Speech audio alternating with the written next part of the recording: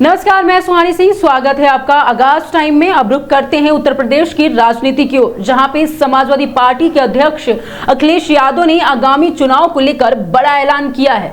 अपने संगठन के लोगों का कि जिन्होंने ये संकल्प लिया है कि अपनी वोटर लिस्ट को सुधारने का काम करेंगे। भारतीय जनता पार्टी की साजिश, षड्यंत्र और समय समय पर जो लगातार चुनाव में धांधली करते हैं, उस धांधली को रोकने के लिए, अपनी वोटर लिस्ट को ठीक करने के लिए हम लोग गांव में, गली में, मोहल्लों में जाकर के अपने साथियों के जिनके वोट छूट गए हैं उनके बनवाएंगे।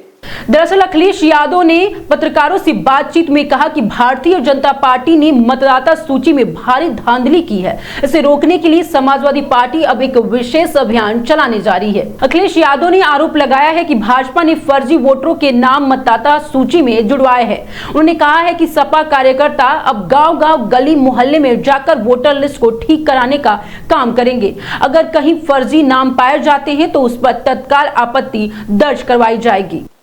और जो फर्जी वोट भारतीय जनता पार्टी ने बनवा रखे हैं, कोई बूथ ऐसा भारतीय जनता पार्टी का नहीं है जिसमें फर्जी वोट उन्होंने बनाए हों। उन वोटों पर भी आपत्ति करने का काम हम मिलकर के करेंगे। सपा अध्यक्ष ने कहा कि यह अभियान पूरी तरह से लोकतांत्रिक तरीके से चलेगा। इसका मकसद यही है कि सही मतदाता को उसका अधिकार दिलवाना है।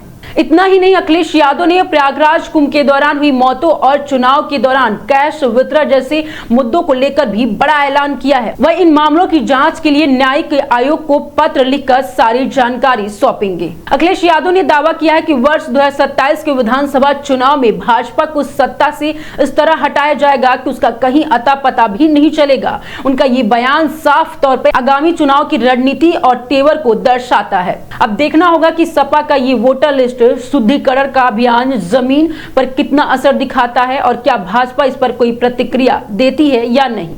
उत्तर प्रदेश की राजनीति में आज के लिए सिर्फ इतना ही। ऐसे तमाम बड़े खबरों के लिए बने रहिए आगाज टाइम के साथ।